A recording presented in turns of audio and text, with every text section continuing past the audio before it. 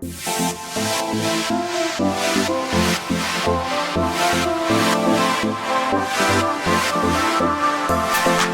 दोस्तों, मैं दीपक पाठक एक बार फिर आपका स्वागत करता हूं अपने YouTube चैनल पिनैकल्स में। दोस्तों, जैसा कि आप लोग लगातार वीडियोस को देख रहे हैं, आपको लोगों को मालूम है कि हम लोग chapter 1 electric charts and fields को हम लोग डिस्कस कर रहे हैं। इस वीडियो को देखने से पहले ये ज़रूरी है कि आपने में जो कंटेंट हम इस वीडियो में कवर करेंगे, है ना, उसको समझने के लिए आपने पिछली सारी वीडियोस को देखा होगा, कॉन्सेप्ट को समझा होगा। नहीं देखा हो तो प्लीज़ देख लें, समझ लें। कहीं कोई दिक्कत है तो आप मुझे कमेंट करके उसके बारे में ज़रूर बताएं। दोस्तों, आज के इस वीडियो में, लेक्चर में, जो हम टॉपिक कवर करेंगे वो area vector, electric flux, Gauss's theorem, importance of Gaussian surface and deduction of Coulomb's law from Gauss theorem. इन सभी टॉपिक को हम इस वीडियो में, इस लेक्चर में कवर करेंगे। बहुत ही इम्पोर्टेंट पोर्शन है चैप्टर 1 का, और यहाँ आप मान लीजिए कि लगभग हम चैप्टर 1 के एंड की तरफ को भी मूव कर रहे हैं, बढ़ रहे हैं। इस वीडियो में आप लोगों को, है ना, जो भी कंटेंट है थोड़ा ध्यान से आप लोगों को देखना चाहिए। और ये जो सारे टॉपिक हैं, इनमें से खासतौर से गॉस थ्योरम, उसके एप्लीकेशन में से एग्जाम में अक्सर कर कई सारे क्वेश्चंस भी आते हैं। तो बहुत इम्पोर्टेंट पोर्शन है ये चैप्टर 1 का। सबसे पहले आप लोग बेसिक्स को समझेंगे, देन अगर आपको थ्योरेटिकल कॉन्सेप्ट समझ में आता है तो आप कॉन्सेप्ट प्रॉब्लम्स और न्यूमेरिकल प्रॉब्लम्स को भी सॉल्व कर सकते हैं। सो दोस्तों, अपने इस वीडियो के लेक्चर के पहले टॉपिक की तरफ को आज बढ़ते हैं। That is what the area vector. Okay, area vector. अब देखिए जरा, बात डिस्कशन हम लोग स्टार्ट करेंगे कि टॉपिक की जो हेडिंग है उसी से आप लोग डिस्कशन स्टार्ट करेंगे। देखिए, एरिया आप लोगों के लिए कोई नई क्वांटिटी नहीं है। आप लोग देखें तो 6-7 क्लास से या 7 क्लास से अप्रॉक्स आप लोग एरिया को पढ़ते आ रहे हैं, फिर आपने 11th में भी पढ़ा है, अब आपने 12th में। दैट मीन्स ये कह सकते हैं कि एरिया आप लोगों के लिए कोई एक नई क्वांटिटी नहीं है ना। और ये हम लोग 11th में भी सीख करके आए, जब हम डायमेंशंस बनाते थे, जब हम डायमेंशंस करते थे कि एरिया जो है वो ये स्केलर क्वांटिटी है। एरिया क्या है? स्केलर क्वांटिटी है। सभी लोग जानते हैं, कोई कंफ्यूजन नहीं है कि एरिया वेक्टर है या स्केलर। तो फिर वेक्टर, फिर यहाँ पर फिर इसके साथ वेक्टर क्यों जुड़ा हुआ है? फिर हम क्यों कह रहे हैं कि एरिया वेक्टर जैसा टॉपिक क्यों पढ़ रहे हैं? तो देखिए, मैं आपको बता दूं, कहीं कोई कंफ्यूजन नहीं रखनी है, चीज़ों को थोड़ा ठीक से आप लोगों को समझने की कोशिश करनी है। एरिया एक स्केलर क्वांटिटी है, इसमें कोई कंफ्यूजन ना आपको होना चाहिए ना मुझे कहने में होना चाहिए। एरिया एक स्केलर क्वांटिटी है। लेकिन मैं आप लोगों को बता दूं कि कई सिचुएशंस ऐसी आती हैं, कई हालात ऐसे होते हैं, कंडीशंस ऐसी होती हैं जहां पर कि हमें जो भी एरिया जिसके ऊपर हम काम कर रहे हैं, जो एरिया हमको कंसीडर करना है, जिस एरिया को लेकर के हमें क्वेश्चन सॉल्व करना है, वहां पर हमें उस एरिया के साथ डायरेक्शन को एसोसिएट करना जरूरी होता है। ठीक है, जैसे कि मैं आप लोगों को, है ना, इसमें समझाता हूँ। देखिए, ये चैप्टर में मेनली, इससे पिछली वीडियोस में आप लोगों को इलेक्ट्रिक फील्ड लाइंस के बारे में, इलेक्ट्रिक लाइन ऑफ फोर्स के बारे में मैंने आप लोगों को बताया। अब आप जानते हैं कि इलेक्ट्रिक फील्ड को, जो कि एक वेक्टर इलेक्ट्रिक फील्ड या इलेक्ट्रिक फील्ड इंटेंसिटी, जो कि एक वेक्टर क्वांटिटी है, उसको रिप्रेजेंट करते हैं हम लोग किससे? इलेक्ट्रिक फील्ड लाइन से, इलेक्ट्रिक लाइन ऑफ फोर्स से। तो इलेक्ट्रिक फील्ड एक वेक्टर क्वांटिटी है और उसको रिप्रेजेंट करते हैं किससे? इलेक्ट्रिक लाइन ऑफ फोर्स या इलेक्ट्रिक फील्ड लाइन से। Okay, electric field lines electric field की सारी कैरेक्टरिस्टिक को बताती है। तो पर्टिकुलर किसी पॉइंट पर या किसी एरिया पर उनकी direction, field line electric field की डायरेक्शन को बताने का काम करती है। वो कितने पास हैं, क्राउडेड है तो इलेक्ट्रिक फील्ड स्ट्रांग होगा, दूर दूर है तो इलेक्ट्रिक फील्ड क्या होगा? वीक होगा। ऐसा काम कौन करती है? इलेक्ट्रिक फील्ड लाइंस करती हैं। ये बात आप लोगों को बताई गई है। तो देखिए, फिर से उसी बात पर आते हैं कि एरिया एक कैसी क्वांटिटी है? स्केलर क्वांटिटी है, लेकिन कुछ ऐसी कंडीशंस हैं जहां पर कि हमें एरिया के साथ एक डायरेक्शन को एसोसिएट करना पड़ता है, जोड़ना पड़ता है।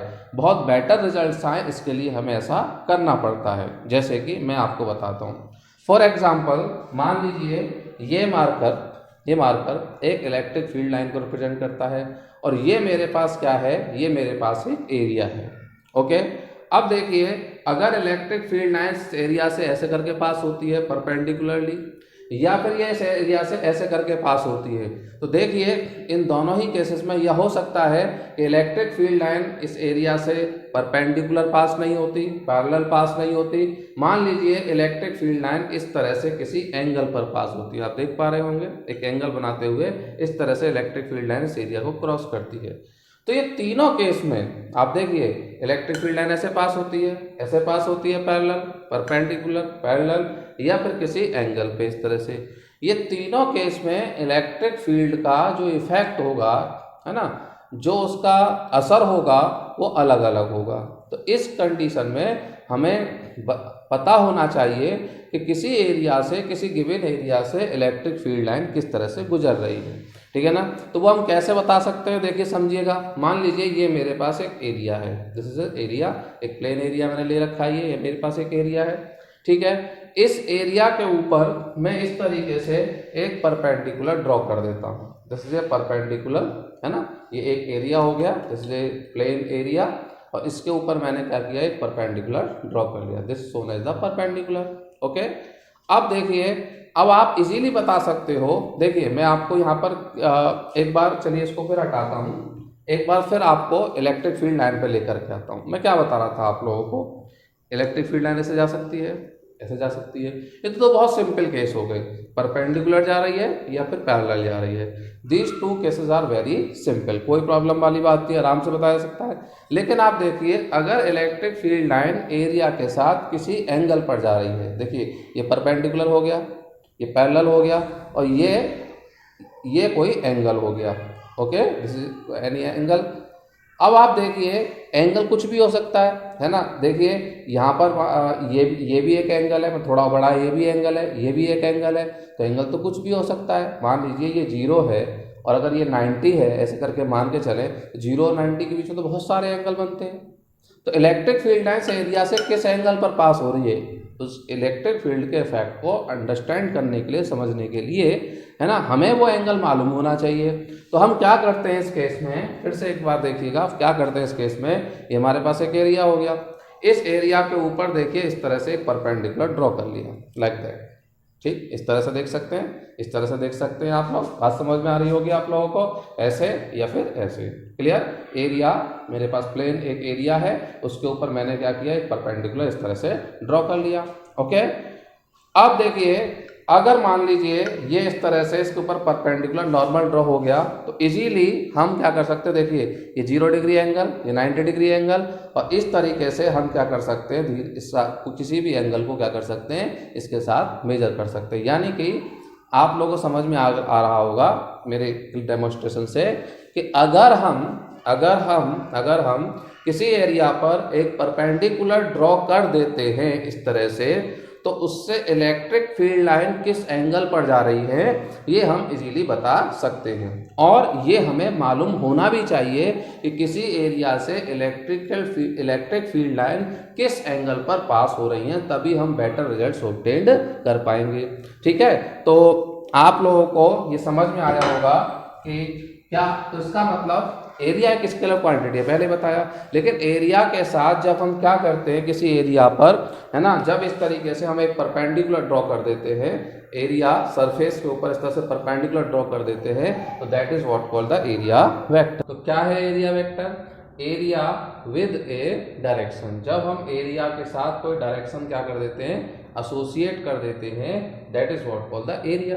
एरिया और डायरेक्शन, एरिया क्या हो गया, एक scalar quantity that is magnitude है, और उसके साथ क्या जोड़ दिया, एक डायरेक्शन को जोड़ दिया, तो that is what called the area vector. तो एरिया विद ए डायरेक्शन, है ना, is called area vector.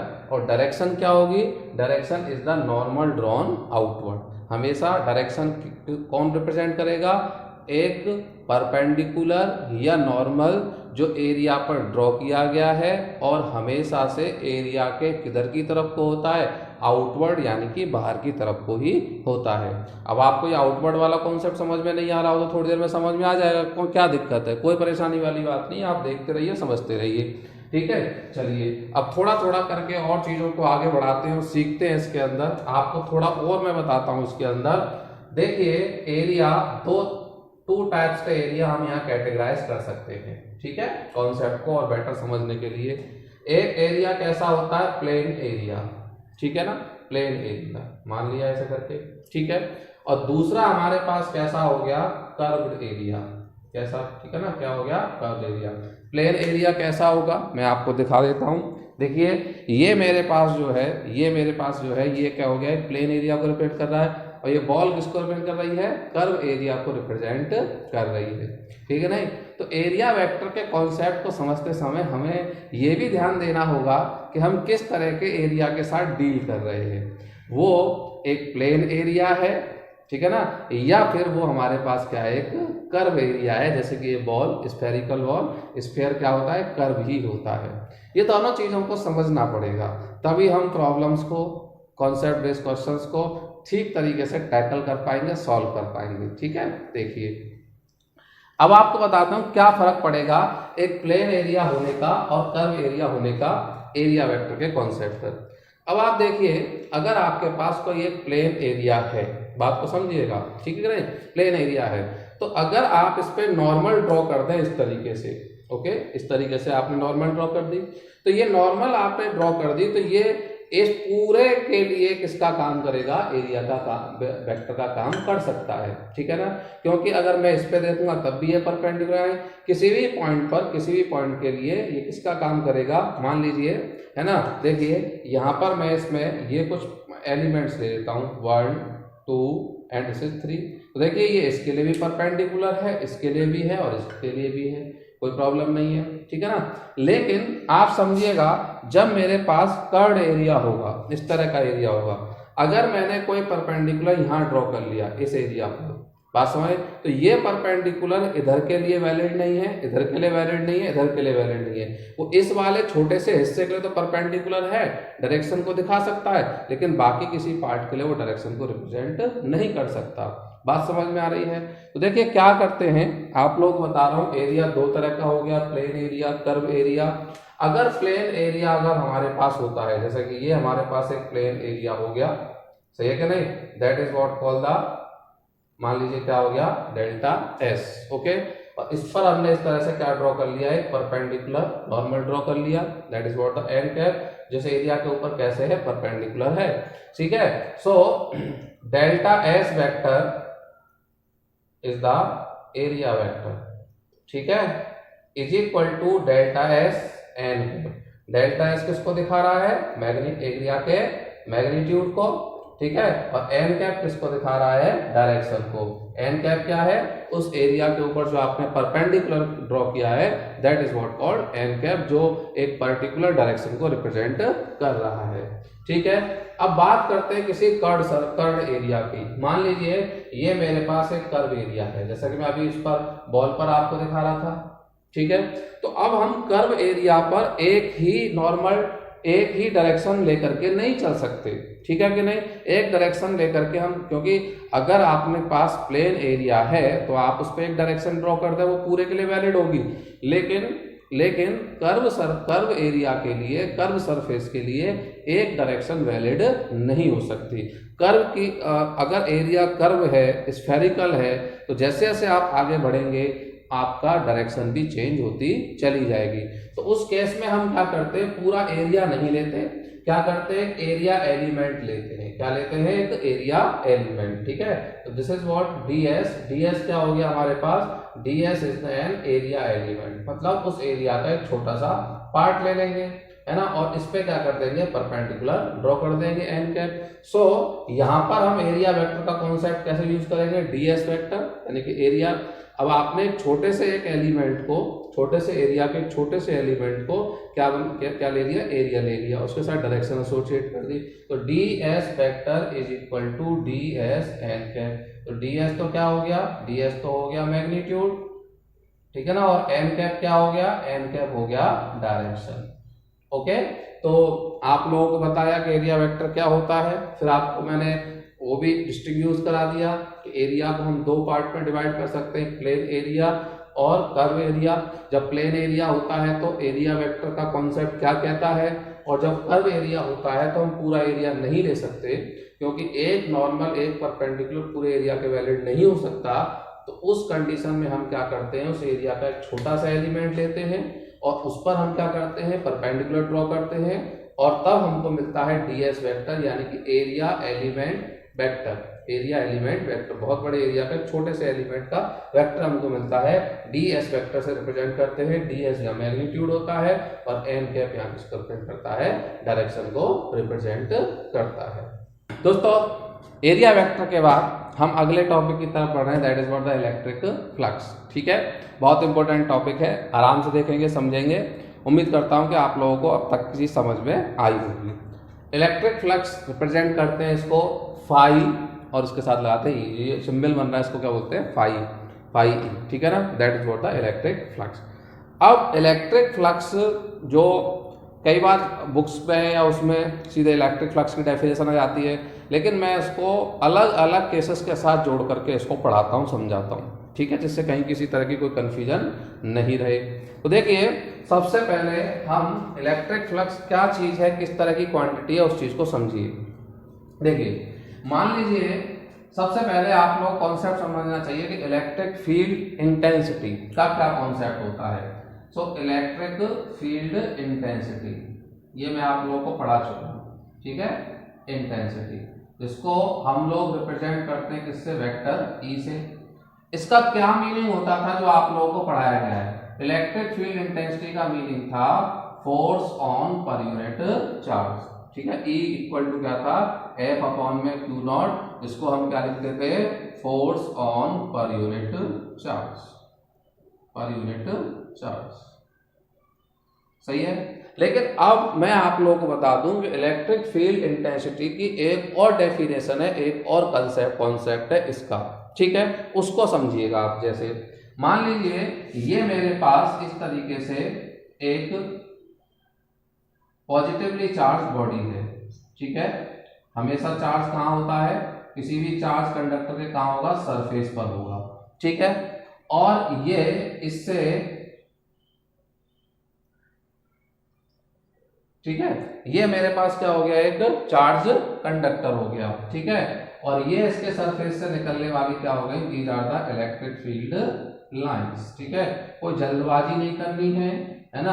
Sometimes देखते हैं कि वीडियो में जल्दी जल्दी टॉपिक कवर करने के लिए टीचर्स बहुत जल्दी जल्दी करते हैं, उसकी जरूरत नहीं है। ठीक है, जितना पढ़ें अच्छे से पढ़ें, बेटर पढ़ें। सब कुछ पढ़ लिया कुछ नहीं आया उससे कोई फायदा नहीं है।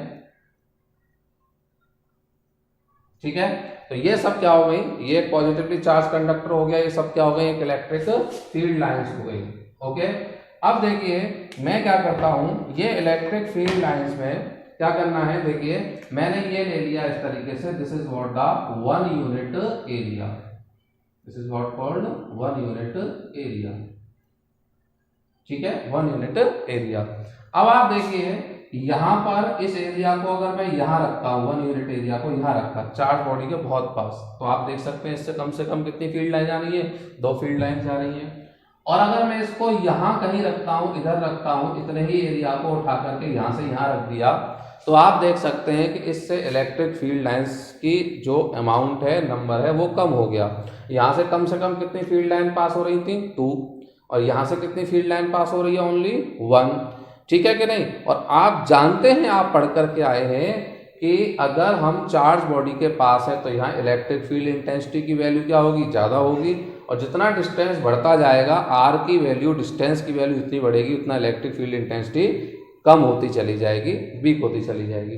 तो कहीं ना कहीं अगर आप समझ रहे होंगे तो एक रिलेशन आपको समझ में आ रहा होगा कि किसी एरिया से कितनी नंबर ऑफ फील्ड लाइन पास हो रही हैं, और उस पॉइंट पर या उस जगह पर, ठीक है कि नहीं, उस पॉइंट पर जहां वो हमने एरिया लिया हुआ है, उस पॉइंट पर इलेक्ट्रिक फील्ड इंटेंसिटी की वैल्यू कम है या फिर ज़्यादा है। तो आपको देखो समझ में आ रहा होगा, यहाँ पर हमने कोई पॉइंट ले रखा है, इधर पॉइंट, और इसके अराउंड हमने क्या ले लिया 1 unit area.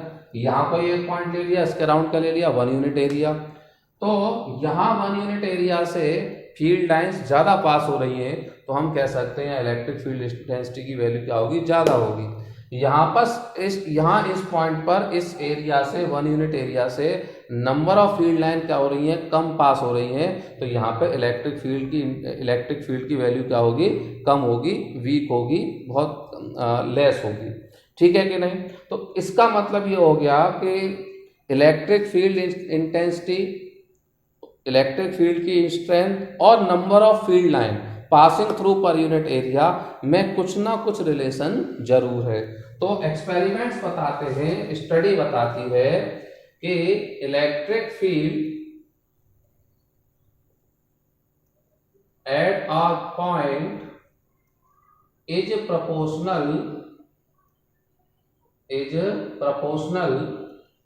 proportional to the number of field line passes through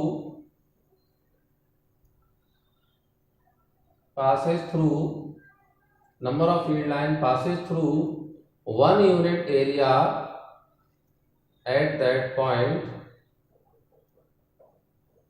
ठीक है, बस एक चीज ध्यान रखें, कंडीशन यहाँ पे ली जाती है कि number of field line passes normally का मतलब क्या होता है, परपेंडिकुलरली, ठीक है ना, normally through 1 unit area at that point, 1 unit area at that point. मतलब जैसे कि यहाँ पे हमने 1 यूनिट एरिया लिया था, यहाँ पर अगर फील्ड लाइंस ज्यादा इससे क्रॉस कर रही हैं तो इलेक्ट्रिक फील्ड की स्ट्रेंथ यहाँ ज्यादा होगी, यहाँ से फील्ड लाइन कम क्रॉस कर रही है तो इलेक्ट्रिक फील्ड की स्ट्रेंथ यहाँ पर क्या होगी, कम होगी।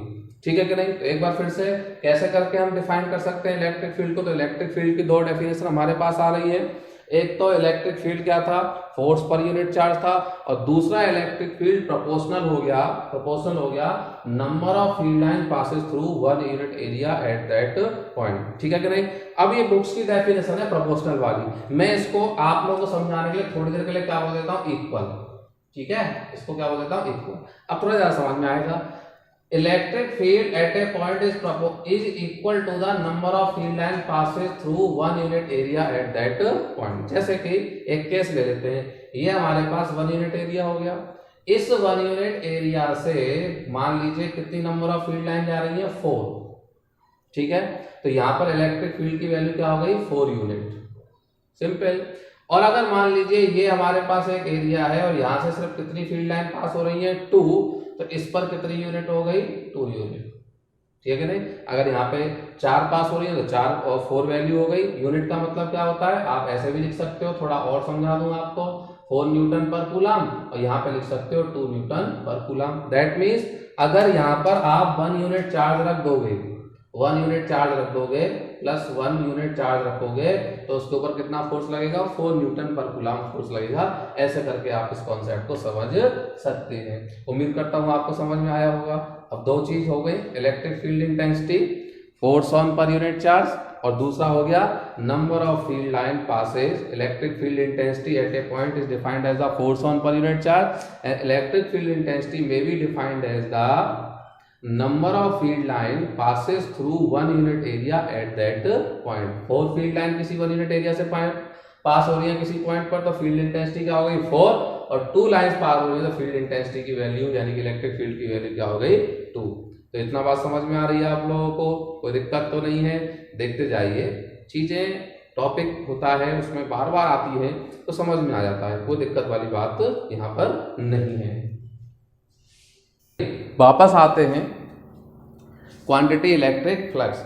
मैंने हेडिंग ये ला दी थी इलेक्ट्रिक फ्लक्स, और मैं आपको इलेक्ट्रिक फील्ड इंटेंसिटी के बारे में बताने लगा। इलेक्ट्रिक फील्ड का एरिया से क्या रिलेशन है, एरिया है ना, 1 यूनिट एरिया के साथ क्या रिलेशन इलेक्ट्रिक फील्ड का है, ये मैं आप लोगों को बता रहा था। ठीक है, चलिए अब उसी कॉन्सेप्ट के हेल्प से हम इस क्वांटिटी को समझने की कोशिश करते हैं। देखिए, मान लीजिए ये हमारे पास एक गिवन एरिया है, समझिएगा बात को, ये हमारे पास क्या है, एक गिवन एरिया है, इट्स ए गिवन एरिया।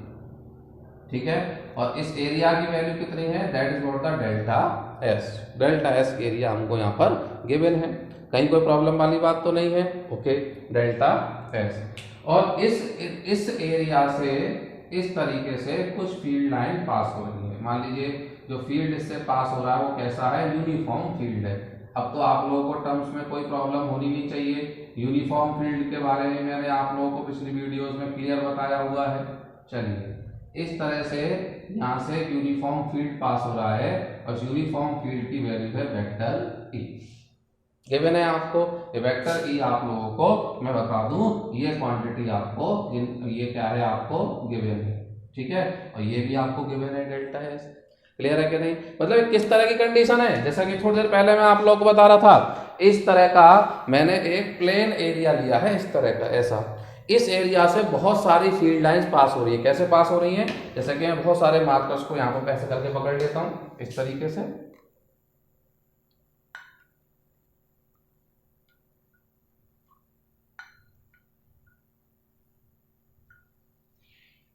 ठीक है। इस तरह से मैंने दो पकड़े हुए हैं, एक और चलिए लगा लेता हूँ। इस तरह से इस एरिया से बहुत सारी फील्ड लाइंस पास हो रही है। ओके, है ना। चलिए अब मैं एक को ही ले लेता हूँ इस तरह से, बस, है ना, रिप्रेजेंट करने के लिए। ये इस तरह से, जैसे ये है, ऐसे बहुत सारी फील्ड लाइन इससे पास हो रही है। तो हम इस पे क्या ड्रॉ करेंगे, इस एरिया पे परपेंडिकुलर। तो ये मैंने क्या ड्रॉ कर दिया यहाँ पर, परपेंडिकुलर। इस तरीके से इस एरिया के ऊपर परपेंडिकुलर क्या होता है, एरिया के ऊपर जो हम परपेंडिकुलर ड्रॉ करते हैं, दैट इज व्हाट द। तो ये इसकी डायरेक्शन को दिखाएगा। तो इलेक्ट्रिक फील्ड और ये एरिया, ठीक है ना, दोनों की डायरेक्शन, दोनों क्या होगा, दूसरे के पैरेलल। एंगल कितना हो जाएगा, 0 डिग्री। यानी कि मैं आप लोगों को यहाँ पे एक सिंपल सा डायग्राम से आपको समझाने की कोशिश करता हूँ। देखिए, ये तो आपके पास क्या हो गया, ये आपके पास एरिया हो गया। क्या वैल्यू है इस एरिया की, डेल्टा एस। और इससे क्या पास हो रही है, ये इस तरह से इलेक्ट्रिक फील्ड लाइन इससे पास हो रही है। और ये हमने एरिया पर क्या ड्रॉ कर दिया, ये हमने इस पर एन कैप ड्रॉ कर दिया। कितना एंगल बन रहा है इनके बीच में, that is what the theta. Sorry, यहाँ नहीं, ये परपेंडिकुलर ड्रॉ किया इस तरह से। तो ये ऐसे करके ये एन कैप हो गया। तो यहाँ पर जो एंगल इन दोनों के बीच में बन रहा है, थीटा इज इक्वल टू कितना बन रहा है, 0 डिग्री। यानी कि कह सकते हैं यहाँ पर इलेक्ट्रिक फील्ड लाइन जब एरिया से परपेंडिकुलरली पास होती है ऐसे करके, तो उसका एरिया वेक्टर के साथ एंगल कितना होता है, 0 होता है। एरिया पे जो परपेंडिकुलर हम ड्रॉ करते हैं, एन कैप जो ड्रॉ करते हैं, उसके साथ एंगल कितना हो गया, 0 डिग्री। बात समझ में आ रही है? कंफ्यूज बहुत बच्चे आ जाते हैं एग्जाम में, जब इलेक्ट्रिक फील्ड लाइन परपेंडिकुलर है एरिया के साथ परपेंडिकुलर, और परपेंडिकुलर से वो कंफ्यूज हो जाते हैं, एंगल लेते हैं 90 डिग्री अक्सर कर क्वेश्चंस में। नहीं, ध्यान रखिए, एंगल किसके साथ मेजर होगा, एन कैप के साथ, नॉर्मल के साथ। और इलेक्ट्रिक फील्ड लाइन और एन कैप नॉर्मल जो एरिया पे ड्रॉ किया जाता है, वो दोनों एक दूसरे के क्या है, पैरेलल है। तो एंगल कितना होगा, 0 डिग्री। ठीक है, बात समझ में आ रही है? तो देखिए यहाँ पर हम इस पूरे चीज को देखते हुए क्या लिख सकते हैं, मैं आपको जो कुछ दिख रहा है आप उसको लिख करके बताता हूँ। The number of field line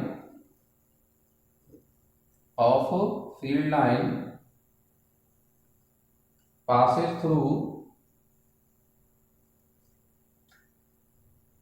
per unit area, वो तो हम जानते हैं, पर यूनिट एरिया। चलिए एक बार और देखते हैं। The number of field line passes normally का मतलब perpendicularly, normally through per unit area, और वो तो हमको मालूम है किसके इक्वल होता है, ई के इक्वल होता है। बात समझ, ये तो बता रहा थोड़ी देर पहले आपको कि किसी जगह पर 1 यूनिट एरिया से कितनी नंबर ऑफ फील्ड लाइन पास हो रही है परपेंडिकुलरली, वही किसकी वैल्यू होगी, इलेक्ट्रिक फील्ड इंटेंसिटी की वैल्यू होगी। अब now the number of field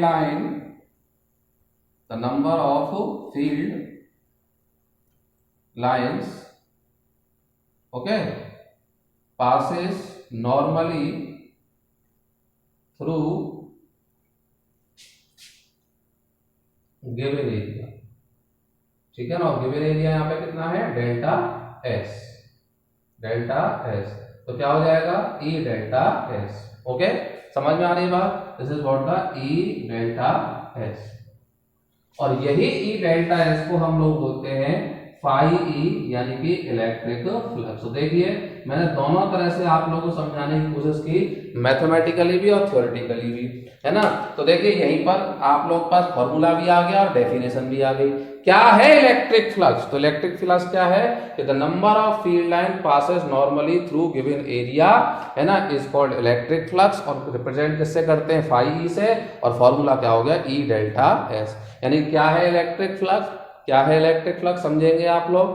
किसी एरिया से, कोई आपको एरिया गिवन है, उस एरिया से कितनी नंबर ऑफ फील्ड लाइन, 10, 20, 30, 40, कितनी number of field lines area से पास हो रही है, और कैसे पास हो रही है? परपेंडिकुलरली पास हो रही है। ये अगर हम मालूम कर लेते हैं तो हमने क्या मालूम कर लिया? इलेक्ट्रिक फ्लक्स को हमने मालूम कर लिया। ये बात समझ में आ रही होगी आप लोगों को। चलिए, ये तो एक बहुत सिंपल केस था जिसमें हमारे पास एरिया प्लेन था और इलेक्ट्रिक फील्ड लाइन एरिया के परपेंडिकुलर थी और एरिया पर जो हम एन कैप ड्रॉ करते हैं उसके पैरेलल थी, इसीलिए theta is equal to angle equal to कितना था? 0 डिग्री था। यानी कि एन कैप और वेक्टर ई एक दूसरे के पैरेलल थे। इतनी बात समझ में आ रही है। इन सब पॉइंटों को नोट करिएगा कि कौन किसके परपेंडिकुलर है, कौन किसके पैरेलल है, कौन किसके साथ एंगल बना रहा है। ये सारी चीजें आप लोगों को समझ में आनी ही चाहिए। ठीक है, चलिए अब बढ़ते हैं इसके सेकंड केस की तरफ। चलिए बढ़ते हैं हम लोग, इसमें एक और केस लेते हैं। अभी पिछले में तो क्या था? पिछला तो केस बहुत सिंपल था, आप लोगों को बताया इलेक्ट्रिक फ्लक्स का, उससे इलेक्ट्रिक फ्लक्स की डेफिनेशन भी निकल आई। क्या होता है electric flux? The number of field line Passage through given area, one unit area, तो क्या होगा? इलेक्ट्रिक फील्ड इंटेंसिटी ई की वैल्यू होगी। लेकिन जब एरिया 1 ना होकर के कुछ और हो जाता है तो उससे कितनी नंबर ऑफ फील्ड लाइन पास हो रही है ये आप मालूम कर लेते हैं, है ना। तो वो आप उसी को हम क्या कहते हैं? उस वैल्यू को ही हम क्या कहते हैं? इलेक्ट्रिक फ्लक्स कहते हैं। बस ध्यान रखें, इलेक्ट्रिक फ्लक्स के लिए इलेक्ट्रिक फील्ड लाइंस का एरिया के साथ परपेंडिकुलर होना जरूरी है। ये मस्ट कंडीशन है, नेसेसरी कंडीशन है। अब हम केस सेकंड की तरफ को बढ़ रहे हैं। यहाँ आप क्या देख पा रहे हैं? यहाँ पर मैं इसको सिंपल बना देता हूँ। आप देख रहे होंगे कि इस बार जो लाइनें हैं वो एरिया के परपेंडिकुलर नहीं है, एरिया से नॉर्मली पास नहीं हो रही है। यानी कि क्या कंडीशन है? ये हमारे पास इस तरह से एरिया है। मैं एक सिंपल एक इलेक्ट्रिक फील्ड लाइन लेकर के आपको इसको एक्सप्लेन करता हूँ। उसके बाद हमने इस पे क्या कर लिया? इस पर इस तरह से एन कैप ड्रॉ कर लिया। एन कैप क्या दिखाएगा? एन कैप ये हमारे पास जो डेल्टा एस है उसकी डायरेक्शन को दिखा रहा है, जो हमारे पास ये प्लेन एरिया है उसकी डायरेक्शन को दिखा रहा है। और इस बार जो इलेक्ट्रिक फील्ड लाइन इससे पास हो रही है वो कुछ इस तरीके से हो रही है, वेक्टर ई, और एंगल बन रहा है थीटा। अब आप देखिए थीटा यहाँ पर क्या है? 0 डिग्री नहीं है। इस बार electric field line n cap के पैरेलल नहीं है, एरिया के परपेंडिकुलर भी नहीं है और एन कैप के पैरेलल भी नहीं है। तो इस कंडीशन में क्या होगा? तो आप जानते हैं ना कि इलेक्ट्रिक फील्ड एक कैसी क्वांटिटी है? इलेक्ट्रिक फील्ड एक वेक्टर क्वांटिटी है। अब हमने क्या किया? इस वेक्टर को रिजॉल्व कर लिया। तो E cos theta, N cap किस डायरेक्शन में कौन सा आ गया? एन कैप के पैरेलल इलेक्ट्रिक फील्ड का एक कंपोनेंट आ गया cos थीटा, और ये इस तरह से क्या हो गया? That is what the E sin theta. यानी कि मैं आपको बता देता हूँ, देखिए समझिएगा बात को। ये हमारे पास एक प्लेन एरिया था इस तरीके से, ये आपका इस बार ये आपका एन कैप हो गया और ये आपकी इलेक्ट्रिक फील्ड लाइन हो गई। देखिए ये इस तरह से आपका चलिए मैं उन्हीं कलर्स का यूज करता हूँ जो यहाँ यूज कर रखे हैं। ये ग्रीन कलर का आपका एन कैप हो गया और रेड कलर की क्या हो गई? फील्ड लाइन हो गई। ओके, एंगल कितना हो गया इनके बीच में? थीटा। अब मैंने इस इलेक्ट्रिक फील्ड वेक्टर ई को 2 कंपोनेंट में सॉल्व कर लिया। एक तो आया कॉस कंपोनेंट ऐसे करके और एक आया साइन कंपोनेंट, ठीक है कि नहीं। अब मान लीजिए साइन कंपोनेंट का इस एरिया के ऊपर कोई इफेक्ट नहीं होगा। मेरी उंगलियों को अगर इलेक्ट्रिक फील्ड लाइन आप मान लें तो देखिए वो इस एरिया से परपेंडिकुलरली पास नहीं हो रही है और कोई इफेक्ट इसके ऊपर इसका नहीं है। तो इसका मतलब जो डेफिनेशन में फिट बैठता है, डेफिनेशन क्या कहते हैं कि इलेक्ट्रिक फील्ड परपेंडिकुलर होना चाहिए। तो इलेक्ट्रिक फील्ड का एक पार्ट ही क्या है? एरिया पर परपेंडिकुलर है, that is what the E cos theta. बात समझ में आ रही है। तो यहाँ पर अगर हमको इलेक्ट्रिक फ्लक्स निकालना है इस कंडीशन में, जो कि अभी हम टॉपिक पीछे डिस्कस करके आ रहे हैं, इलेक्ट्रिक फ्लक्स को समझ के आ रहे हैं, यहाँ इस कंडीशन में यदि हमको इलेक्ट्रिक फ्लक्स निकालना है तो फाई ई तो क्या हो जाएगा? Perpendicular component of electric field चाहिए हमको, जो एरिया पर क्या हो? Perpendicular component electric field to the area, ठीक है ना, और multiplied by area. So phi E, इसका मतलब परपेंडिकुलर कंपोनेंट कौन सा हो गया? ये हो गया आपके पास E cos थीटा, और एरिया हो गया आपके पास डेल्टा एस। ठीक, so phi E is equal to क्या हो जाएगा, E delta S cos theta. बात समझ में आ रही है। अब आपको मालूम है कि यहां पर आपके पास 2 वेक्टर्स हैं, ठीक है, ये भी इलेक्ट्रिक फील्ड इंटेंसिटी भी एक वेक्टर है और डेल्टा एस भी क्या है, वेक्टर है। इसकी वैल्यू क्या थी, delta S N cap, area vector है। और दोनों के बीच, दोनों के साथ क्या आ रहा है, कॉस। कॉस का मतलब क्या होता है, दो वेक्टर क्वांटिटी का मल्टीप्लाई हो रहा हो, साथ में कॉस आ रहा हो, तो इसका मतलब उनका जो प्रोडक्ट है वो एक कैसी क्वांटिटी है, स्केलर क्वांटिटी है। तो phi equal to E dot E delta S cos theta, ये तो फॉर्मूला आ गया। इसको आप और कैसे लिख सकते हो, phi E is equal to E vector dot delta S vector. इसका मीनिंग क्या हो गया, इसका मीनिंग हो गया दैट इज फाई ई यानी कि electric flux is a scalar quantity. ये कैसी क्वांटिटी है, स्केलर क्वांटिटी है, क्योंकि ये डॉट प्रोडक्ट है और क्रॉस प्रोडक्ट है किसका, इलेक्ट्रिक फील्ड वेक्टर का और एरिया वेक्टर का। तो इलेक्ट्रिक फ्लक्स यानी कि फाई ई एक स्केलर क्वांटिटी है, ये भी यहाँ से हमने मालूम कर लिया, ये भी हमको मालूम चल गया, ठीक है। और हम इसको लिख सकते हैं phi E dot delta S, यानी कि इसमें हमें सिर्फ मैग्नीट्यूड की बात करनी है, इलेक्ट्रिक फ्लक्स में डायरेक्शन की कोई बात नहीं करनी है, डायरेक्शन से हमें कोई लेना देना नहीं है। ओके, यहाँ तक बात समझ में आ रही होगी।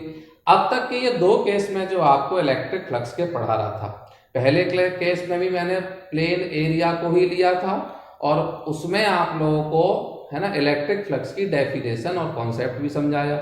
दूसरे केस में भी मैंने प्लेन एरिया ही लिया, लेकिन दूसरे केस में आप देख रहे थे कि यहाँ पर इलेक्ट्रिक फील्ड का एन कैप के साथ, एन कैप कौन होता है, एरिया के ऊपर जो परपेंडिकुलर ड्रॉ होता है, उसके साथ एंगल थीटा न 0 डिग्री था और न 90 डिग्री था, यानी कि ना तो इलेक्ट्रिक फील्ड लाइन एरिया से परपेंडिकुलर थी और ना ही उसके पैरेलल थी, किसी एंगल पे उससे पास हो रही थी, ठीक है ना। तो वहां पर हम कैसे निकाल सकते हैं, है ना।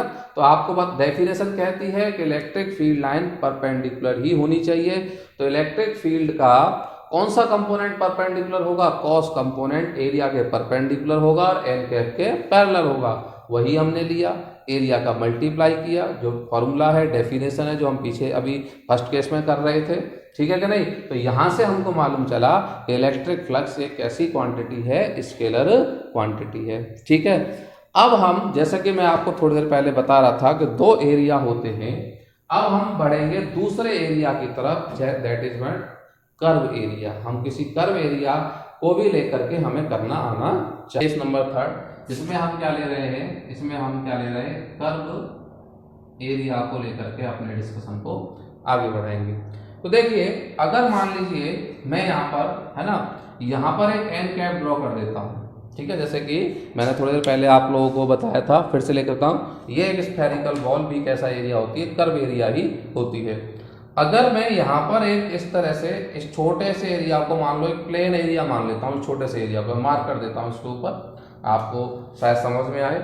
यहाँ पर एक छोटा सा एरिया मैंने ले लिया और थोड़ी देर के लिए इस एरिया को मैंने क्या मान लिया, एक प्लेन एरिया मान लिया। इसको ही क्या कहेंगे, that is what the area element.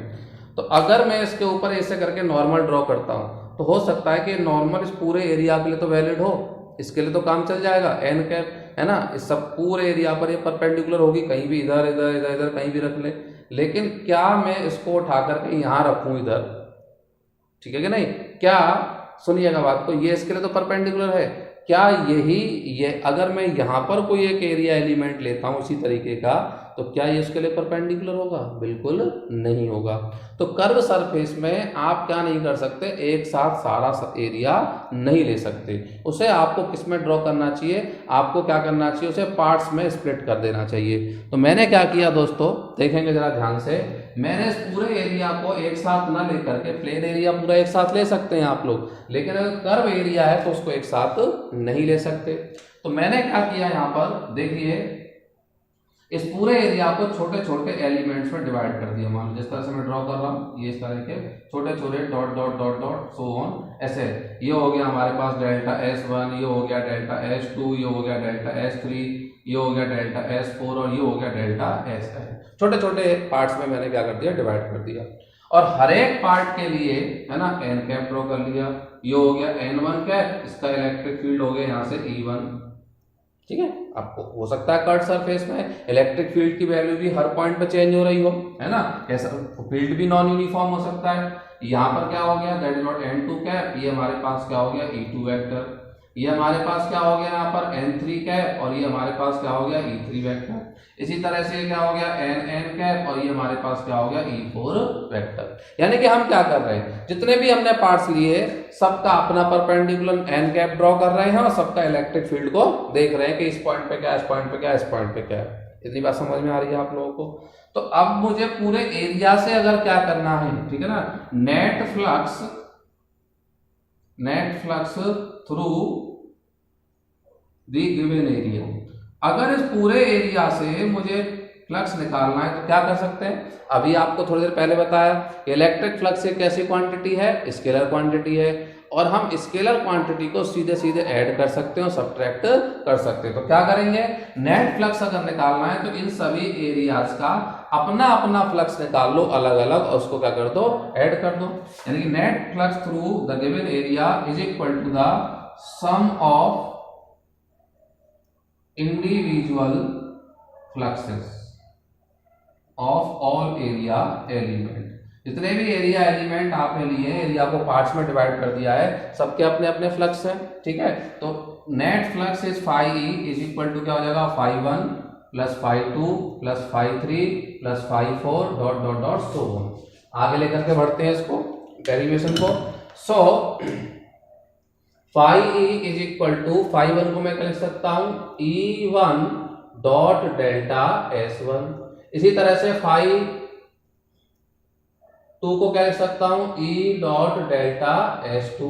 φ3 को क्या लिख सकता हूं, E3 dot delta S3 dot dot dot so on. ठीक है, अब आप जानते हैं प्रॉपर्टी आपने 10th क्लास से यूज करते आ रहे हैं, मैं इसको ऐसे करके लिख सकता हूं, समेशन i इक्वल टू 1 से लेकर के n तक ei dot delta SI। Summation form में लिख सकते हैं इसको इस तरह से, कोई प्रॉब्लम वाली बात नहीं है। इसका ये इसी का क्या है, छोटा वर्जन है। ठीक है कि नहीं, अगर आप इसको एक्सपेंडेड फॉर्म में लिखोगे तो यही आ जाएगा, मतलब इसका मीनिंग यही है। ठीक, ये इसका सिर्फ छोटा सिंबल है, जैसे लाइव गुड्स का शॉर्ट सिंबल क्या हुआ, LG। ठीक, इसी तरीके से है ना। सो अब अगर आप इसमें कुछ कंडीशंस लगाएंगे, क्या कंडीशंस लगाएंगे, देखिए मैं बताता हूं। लिमिट n टेंस टू तो इनफाइनाइट कर दीजिए, या डेल्टा S टेंस टू तो क्या कर दीजिए, 0। मतलब आप जो एरिया एलिमेंट ले रहे हैं इनका जो साइज है वो इतना छोटा हो कि 0 ना हो। ठीक है नहीं, अप्रोक्सीमेट 0, मतलब 0 ना हो लेकिन 0 से ज्यादा भी ना हो, 0 के आसपास ही, मतलब पॉइंट साइज कर दीजिए। सभी जितने भी एरिया एलिमेंट आपने ले रखे सबका जो साइज है वो पॉइंट साइज कर दीजिए। डेल्टा S टेंस टू 0 और n टेंस टू इनफाइनाइट। तो जितना तुम आप में ताकत है, जो एरिया है, जितने ज्यादा से ज्यादा एलिमेंट में से आप स्प्लिट कर सकते हो उतने ज्यादा से ज्यादा। जैसे कागज का टुकड़ा दे दिया, अब कागज के टुकड़े आपको एक पेपर दे दिया, अब कहा कि इसके टुकड़े करिए। ठीक है, तो आप करते जा रहे हैं, करते जा रहे हैं, करते जा रहे हैं, करते जा रहे हैं, जब तक आप कर सकते हैं छोटे से छोटे टुकड़े कर दीजिए, सेम इसमें। ठीक है ना, टुकड़े का साइज इतना हो जाए कि बस उसका एरिया न के बराबर रह जाए। ठीक है कि नहीं, तो डेल्टा S टेंस टू 0 कर दीजिए और n टेंस टू क्या कर दीजिए, इनफाइनाइट। ओके, सो इस पे अगर ये कंडीशन आप इस समेशन पे लगाते हैं, ei डॉट डेल्टा SI। ठीक है, तो ये क्या हो जाएगा, ये हो जाएगा φe close integral of E dot ds। या इसको आप सिंपल इस तरीके से लिख सकते हैं, close integral E dot ds। Closed का मतलब क्या होता है, वो हमारा सरफेस इंटीग्रल है ना। ये किसको रखना है, इंटीग्रेशन को, सर्कल किसको रखना है, क्लोज्ड कंप्लीट पूरा लेना होता है, और S किसको रिप्रेजेंट करता है, सरफेस इंटीग्रल को। तो ये आपके पास एक नया फॉर्मूला और आ गया इंटीग्रेशन की फॉर्म में, φe close integral E dot ds। इसको आप ऐसे भी लिख सकते हैं, क्लोज सरफेस इंटीग्रल। देखो आप दोबारा देखिए, इंटीग्रेशन ये क्लोज्ड और ये हो गया सरफेस। तो किसका कर रहे हैं, एक क्लोज्ड सरफेस का क्या करेंगे, इंटीग्रेशन करेंगे, ठीक है कि नहीं। जब भी आप फ्लक्स की बात करेंगे तो सरफेस हमेशा कैसा रहेगा, क्लोज्ड रहेगा। चलिए उसकी बात करेंगे आगे चल करके। तो ये इसको आप ऐसे भी लिख सकते हैं, this is also E D S cos theta. Dot जब हटाते हैं तो कॉस आ जाता है इस तरह से। तो इसका मतलब आपके पास देखिए, यहाँ आपने देखा इलेक्ट्रिक फ्लक्स का कॉन्सेप्ट आप समझ रहे थे। आपके पास इलेक्ट्रिक फ्लक्स के लिए दो कंडीशंस आ गई। एक फॉर्मूला तो आपके पास आया phi E is equal to E dot delta S, ये आ गया। जब आपका एरिया कैसा है, प्लेन है, एरिया फाइनाइट है, उसकी बाउंड्रीज फिक्स है। जब एरिया आपका कर्व है तो आपके पास क्या आ गया, close integral E dot D S. यहाँ क्या हो जाएगा, E delta S cos theta, और यहाँ हो जाएगा क्लोज सरफेस इंटीग्रल ई डी एस कॉस थीटा। चलिए लगे हाथ आपको यूनिट भी बता देता हूं, ठीक है। चलिए तो अगला topic, unit of electric flux. Electric flux की यूनिट क्या होगी, तो सिंपल है, फॉर्मूले से निकालिए ना। क्या है, E इंटू डेल्टा एस। ई क्या है, ई क्या है, इलेक्ट्रिक फील्ड इंटेंसिटी। क्या यूनिट होती थी, न्यूटन पर कूलम, और मल्टीप्लाई में क्या है, एरिया। एरिया की क्या होगी, मीटर स्क्वायर। तो ये हो जाएगी आपके पास, इसकी यूनिट हो जाएगी, it is newton metre square coulomb की पावर -1। ये किसकी यूनिट हो गई, इलेक्ट्रिक फ्लक्स की यूनिट आप लोगों ने ऑब्टेन कर ली। ओके, इलेक्ट्रिक फ्लक्स की एक इक्विवेलेंट यूनिट और भी है, ठीक है ना। That is what equivalent unit of electric flux is volt meter, ठीक है। अभी वोल्ट मीटर कहां से आई, इसका ये मैं आपको चैप्टर 2 जब electrostatic capacitance, potential and capacitance पढ़ेंगे तब मैं इसको आपको एक्सप्लेन करूंगा। तो मुझे उम्मीद है कि इलेक्ट्रिक फ्लक्स का कॉन्सेप्ट आप लोगों को समझ में आया होगा। देखिए अगर कहीं भी डाउट हो जाता है ना, ये फिजिक्स है, अगर आप इस टॉपिक को पढ़ रहे हैं और यहाँ एंड तक पहुंचते पहुंचते आपको लगता है कि मेरी समझ में नहीं आया है, तो प्लीज एक बार पूरा देखें, ध्यान से सुने, नोट करें, तब आपको ये चीजें क्लियर रहेंगी। फिर भी नहीं आता है तो आप मुझे कमेंट जरूर कर दिया करें, जिससे कि मुझे मालूम चले आपके फीडबैक क्या है, और अकॉर्डिंगली अगर ये वीडियो आपके काम नहीं आ पा रही, आपको समझ नहीं आ पा रहा है, तो हो सकता है मैं दूसरे तरीके से, कुछ और नए तरीके से वीडियो बनाऊं, आप लोगों को उसमें समझ में आ सके। तो प्लीज आप जरूर बताएं। अगला टॉपिक है ना, पढ़ने से पहले आप प्लीज इसको कंसेप्ट को क्लियर कर लें, इलेक्ट्रिक फ्लक्स को। अगला टॉपिक आएगा गॉस थ्योरम। चलिए दोस्तों अगले टॉपिक की तरफ बढ़ते हैं और बात करते हैं। देखिए टॉपिक जो पिछला डिस्कस किया वो था इलेक्ट्रिक फ्लक्स, ठीक है। अब देखिए जो मैं आपसे बातें करने जा रहा हूँ, कहने जा रहा हूँ, समझिएगा, बहुत इंपॉर्टेंट कॉन्सेप्ट को हम पढ़ने जा रहे हैं। नाम सबसे लास्ट में बताऊंगा, सिंपल डिस्कशन करेंगे, बात करेंगे। देखिए ये मेरे पास एक स्फीयर है, बॉल है, कैसी है, स्फेरिकल है। अब मान लीजिए इस स्फेरिकल बॉल के सेंटर पर, सेंटर क्या होगा, एक पॉइंट होगा, और उस पॉइंट पर एक चार्ज रखा हुआ है, पॉइंट चार्ज रखा हुआ है, ठीक है कि नहीं। अब अगर इसके सेंटर पर पॉजिटिव चार्ज रखा हुआ है तो क्या कंडीशन होगी, है ना। मान लीजिए ये इस बॉल का सेंटर हो गया, और इस सेंटर पर क्या रखा हुआ है, +q पॉजिटिव चार्ज रखा हुआ है। तो क्या होगा, अगर मान लीजिए ये बॉल का सरफेस है, इस स्फेरिकल बॉल का सरफेस है, तो ईच एंड एवरी पॉइंट से इस तरीके से इलेक्ट्रिक फील्ड लाइन जा रही होगी। पॉजिटिव चार्ज तो कहां जाती है, बाहर की तरफ को जाती है, आउटवर्ड जाती है इलेक्ट्रिक फील्ड लाइन। अब अगर मान लीजिए ये इलेक्ट्रिक फील्ड लाइन यदि यहां से जा रही है, तो इलेक्ट्रिक फील्ड लाइन किसको क्रॉस कर रही है, सरफेस को, और स्फेरिकल सरफेस का कुछ ना कुछ क्या होगा, एरिया होगा। तो अब आप समझ लीजिए हमारे पास फील्ड लाइंस है, हमारे पास एरिया है। अगर हमारे पास इलेक्ट्रिक फील्ड है, एरिया है, इसका मतलब क्या होगा, इलेक्ट्रिक फ्लक्स भी होगा। तो हम क्या करना चाहते हैं, हम इस स्फेरिकल सरफेस से इलेक्ट्रिक फ्लक्स की वैल्यू को कैलकुलेट करना चाहते हैं। आपको मालूम है ना स्फेरिकल सरफेस क्या सरफेस है, कर्व सरफेस। और कर्व सरफेस के लिए मैंने आप लोगों को बताया कि हम एक साथ सारे एरिया को कंसीडर नहीं कर सकते। क्यों, क्योंकि आपको मालूम है हमें इलेक्ट्रिक फ्लक्स को कैलकुलेट करने के लिए एक नॉर्मल ड्रॉ करना होता है एरिया पर। अब हम एक बार में एक नॉर्मल ड्रॉ करेंगे तो वो सारे एरिया के लिए वैलिड नहीं हो सकता, इसीलिए हम क्या करेंगे, एक छोटा एरिया एलिमेंट लेंगे, पहले उसके लिए फ्लक्स कैलकुलेट करेंगे और देन उसको इंटीग्रेट कर देंगे, जैसा कि मैंने आपको सीसीडी में भी बताया था, इंटीग्रेशन कॉन्सेप्ट ये होता है। देन हम उसको इंटीग्रेट कर देंगे किसके लिए, होल एरिया के लिए। और ये एरिया कैसा है, क्लोज्ड एरिया है। कैसा है, क्लोज्ड एरिया है। चार्ज कहाँ रखा है, इसके सेंटर पर। कहाँ रखा है, सेंटर पर, इस तरीके से। और ये क्या हो गया, ये सरफेस को मैंने यहाँ इस तरह से दिखाया हुआ है, और इस सरफेस से इस चार्ज की क्या हो रही होगी, इलेक्ट्रिक फील्ड लाइन पास हो रही होगी। सरफेस का एरिया होगा, इलेक्ट्रिक फील्ड लाइन पास हो रही है, तो दैट मीन्स क्या होगा, फ्लक्स भी होगा। ठीक है, तो इस क्लोज सरफेस से, स्फेरिकल सरफेस से हमें इलेक्ट्रिक फ्लक्स की वैल्यू को कैलकुलेट करना है। सो कैसे कैलकुलेट कर सकते हैं, तो सबसे पहले देखिए, यहां मैं दोबारा ड्रॉ कर रहा हूं, आप समझिएगा बात को। ये हमारे पास ये स्फेरिकल सरफेस हो गया, like that, it's a spherical surface. ठीक, इट्स ए स्फेरिकल सरफेस। ये इसका सेंटर हो गया, सेंटर पर प्लस क्यू चार्ज हो गया। इस स्फेरिकल सरफेस की जो रेडियस हो गई, रेडियस जो मैंने ले ली, that is what the R, और आर स्फेरिकल सरफेस की रेडियस हो गई। ठीक है, इस स्फेरिकल सरफेस के किसी पर्टिकुलर पॉइंट पर, ठीक है, बात को समझेंगे, at any point on spherical surface, इस स्फेरिकल सरफेस के किसी भी पॉइंट पर, ठीक है ना, at any point on spherical surface the value of electric field intensity, electric field intensity ई की वैल्यू क्या होगी। ठीक है, तो मैंने आप लोग बताया था कि मान लीजिए यहां पर मैंने एक पॉइंट ले लिया पी, बात समझ में आ रही है, कोई प्रॉब्लम वाली बात नहीं। ठीक है ना, यहां से यहां तक का डिस्टेंस कितना होगा, डिस्टेंस होगा आर। दो आर कंफ्यूज करेंगे, चलिए इसको मिटा देता हूं, ये आर आपने ले लिया। तो आप लोग को बताया कि इलेक्ट्रिक फील्ड इंटेंसिटी का क्या फॉर्मूला होता है, E इज इक्वल टू के क्यू अपॉन में आर स्क्वायर।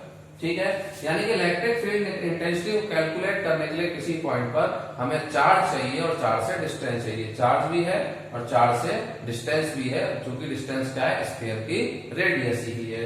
तो E इज इक्वल टू के क्यू अपॉन आर स्क्वायर, यानी कि अगर मान लीजिए जो मीडियम यहाँ पर है वो वैक्यूम है, तो 4 पाई एप्सिलॉन नॉट क्यू अपॉन में आर स्क्वायर। ये आ गया, बात समझ में आ रही है। चलिए इलेक्ट्रिक फील्ड की वैल्यू निकालिए। अब हमें क्या करना है, now consider N area element, एक एरिया एलिमेंट आपने कंसीडर कर लिया ds, यहां पर इस तरीके से, ये इस तरीके से, जैसे मैंने आप लोगों को दिखाया था, इस तरीके से ये आपने ds यहां कम कर लिया। ओके, अच्छा, उससे पहले चलिए थोड़ा सा पहले आइए, हम यहाँ इस पॉइंट पर इलेक्ट्रिक फील्ड की वैल्यू निकाल रहे थे। अब देखिए, मैं थोड़ी देर पहले बता रहा था आप लोगों को, ये पॉजिटिव चार्ज है प्लस क्यू, इसकी वजह से इलेक्ट्रिक फील्ड लाइन कैसे होंगी, ऐसे करके, इस तरीके से, लाइक दैट, इस तरीके से होंगी। तो किसी पॉइंट पी जिसको हमने कंसीडर किया, उस पर इलेक्ट्रिक फील्ड क्या होगा, इस तरह से होगा। तो यहाँ पे ये इलेक्ट्रिक फील्ड इंटेंसिटी की डायरेक्शन कुछ इस तरीके से आपने यहाँ पर इसको रिप्रेजेंट कर दी। ओके, और ये आपने छोटा सा क्या ले लिया, ये आपने एरिया एलिमेंट यहाँ पे कंसीडर कर लिया ds। इतना बात समझ में आ रही है, जैसे कि यहाँ पर कंसीडर किया हुआ है ds। इस पे अगर आप परपेंडिकुलर ड्रॉ करेंगे तो वो कैसे ड्रॉ होगा, कुछ इस तरीके से ड्रॉ होगा। एन कैप, इस पर इलेक्ट्रिक फील्ड की डायरेक्शन कैसे थी, इस तरीके से, और एन कैप भी कैसे ड्रॉ हो गया, ऐसे करके, दोनों दूसरे कैसे हो गया, पैरेलल हो गए। तो ये आपने इस एरिया एलिमेंट पे क्या ड्रॉ कर दिया, एन कैप ड्रॉ कर दिया। ओके, बात समझ में आ रही है। अब हम छोटे से एरिया एलिमेंट के लिए क्या करेंगे, फ्लक्स निकालेंगे और देन पूरे एरिया को कैलकुलेट करने के लिए इंटीग्रेट कर देंगे। Okay, so now consider area element ds, ठीक है ना। इलेक्ट्रिक फ्लक्स थ्रू ds क्या है, स्मॉल एरिया एलिमेंट, उससे निकालेंगे। तो वो क्या होगा, d phi e, है ना, क्या हो जाएगा, E डॉट ds वेक्टर।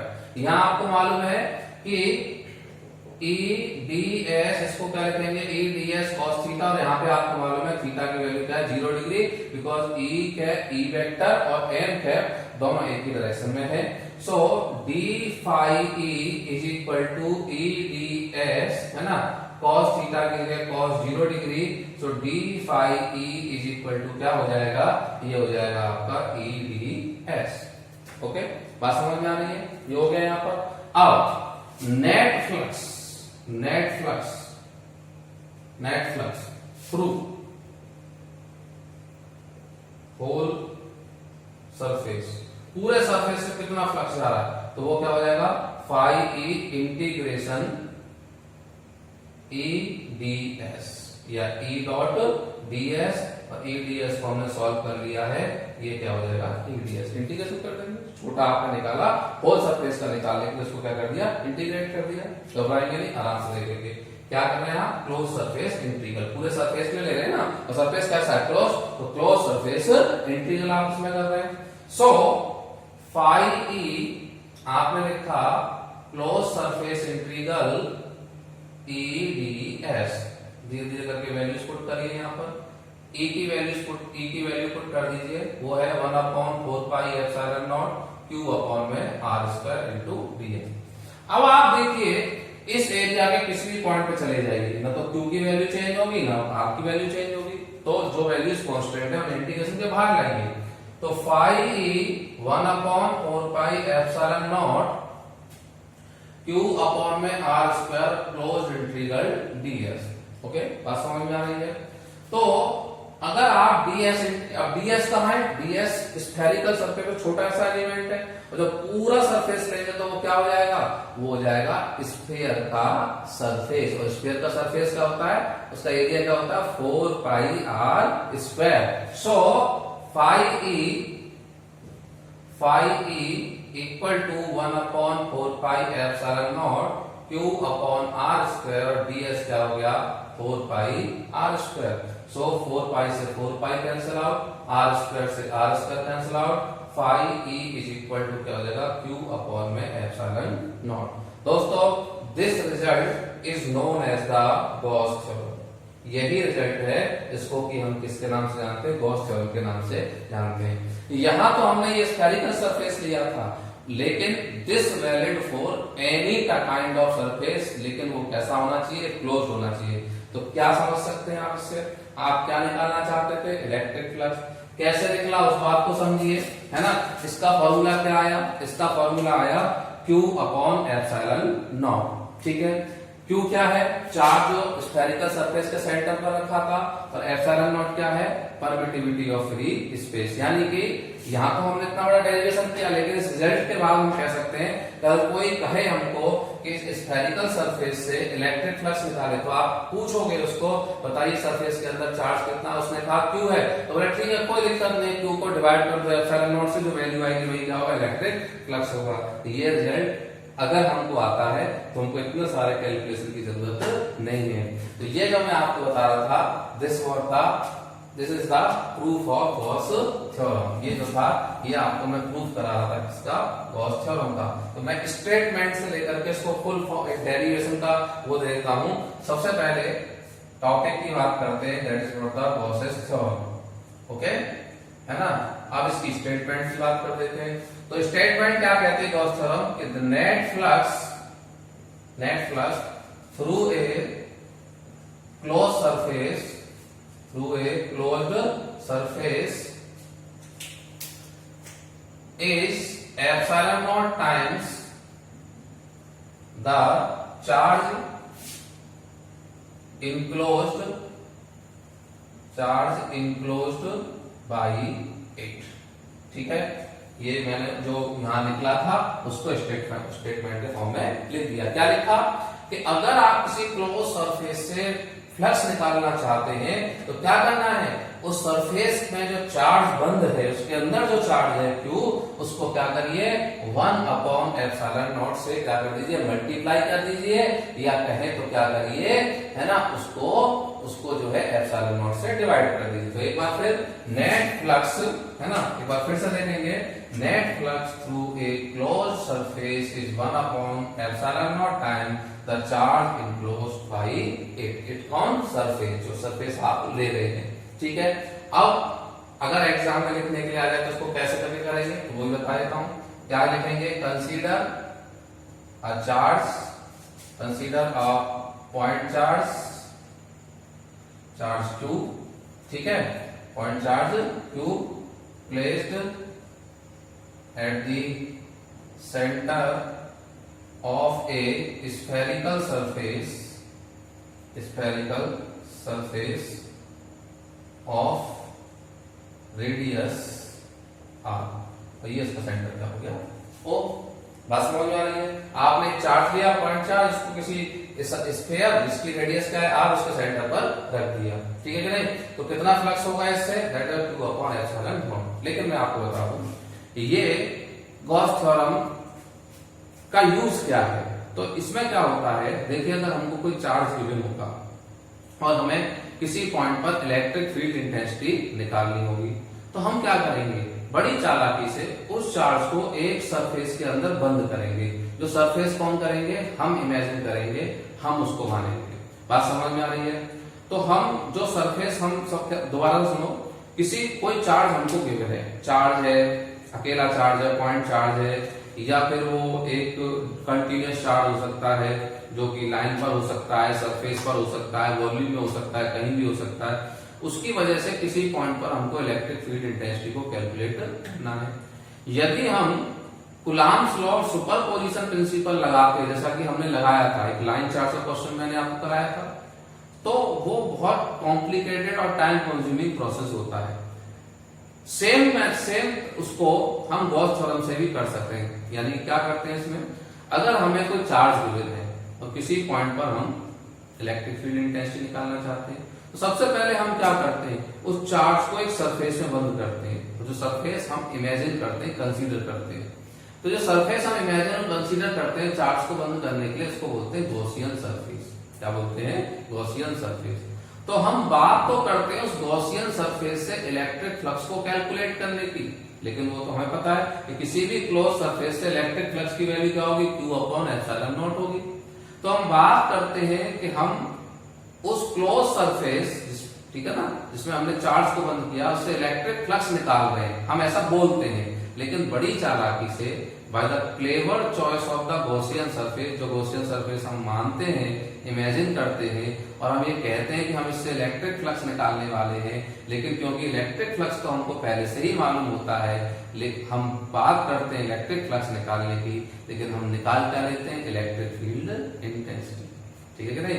तो गॉस थ्योरम का मेन एप्लीकेशन क्या है, गॉस थ्योरम का मेन एप्लीकेशन है, एक बार दोबारा सुनिए, कोई चार्ज हमको अगर गिवन होता है, तो सबसे पहले हम उस चार्ज हमको गिवन है, किसी पॉइंट पर हमें इलेक्ट्रिक फील्ड इंटेंसिटी को कैलकुलेट करना है। तो हम क्या करते हैं, उस गिवन चार्ज को एक सरफेस में, क्लोज सरफेस में बंद कर लेते हैं। इस क्लोज सरफेस को गॉसियन सरफेस कहा जाता है, जो इमेजिनरी होता है, जो हम चॉइस करते हैं, हम मानते हैं। उस गॉसियन सरफेस से, जिसको हमने इमेजिन किया है, उससे हम बात करते हैं इलेक्ट्रिक फ्लक्स को निकालने की, लेकिन निकाल क्या देते हैं, इलेक्ट्रिक फील्ड इंटेंसिटी, जो किसी पॉइंट पे हमको पूछी गई थी।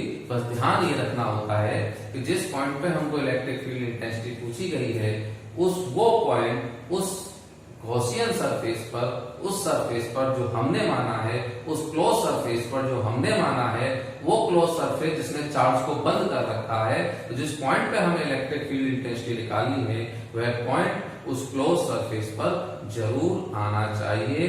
ये एक नेसेसरी कंडीशन है, ठीक है? बात समझ में आ रही है आप लोगों को? यहाँ कोई प्रॉब्लम वाली बात तो नहीं है। चलिए, अब गॉस थ्योरम के प्रूफ के बाद इसमें एक टॉपिक और है, इंपोर्टेंस ऑफ गॉसियन सरफेस, मैंने आप लोगों से डिस्कस कर लिया। Deduction of Coulomb's law from Gauss theorem, okay? ये आप लोगों के लिए एक टास्क है, ये आप लोगों के लिए होमवर्क मान लीजिए, है ना? ये आप लोग बुक्स की हेल्प से या अपने खुद के दिमाग से हेल्प से, गॉस थ्योरम से आप लोगों को कूलॉम्स लॉ को डिड्यूस करना है। अगर आप इसमें सक्सेस होते हैं, कर पाते हैं, बहुत अच्छा है। नहीं कर पाए तो आप मुझे प्लीज बताइएगा, है ना? कमेंट कर दीजिएगा कमेंट बॉक्स में, तो मुझे मालूम चलेगा। आप लोग नहीं कर पाएंगे तो इस टॉपिक को भी मैं कवर करा दूंगा, इसके ऊपर भी वीडियो हम लोग बना लेंगे। दोस्तों, अगले टॉपिक में, अगले वीडियो में मैं आप लोगों को एप्लीकेशन ऑफ गॉस थ्योरम पढ़ाऊंगा, जो कि बहुत इंपॉर्टेंट पोर्शन रहने वाला है। देन उसके बाद मैं इस चैप्टर 1 के टॉपिक्स के ऊपर जितने भी टॉपिक हमने पढ़े हैं, है ना, इस टॉपिक पे कम से कम 2 न्यूमेरिकल लेकर के आप लोगों को इस चैप्टर का न्यूमेरिकल पोर्शन भी कराऊंगा। उम्मीद करता हूं कि इस लॉकडाउन में का जो समय चल रहा है ना, और कोविड-19 से जो पूरा वर्ल्ड इस समय पे पैनिक सिचुएशन में फंसा हुआ है, सो आप घर में रह करके अपने टाइम को यूटिलाइज करें, चीजों को पढ़ें, समझें, और कहीं कोई दिक्कत आती है तो उसे क्लियर बताएं, कांटेक्ट करें। So student, thanks for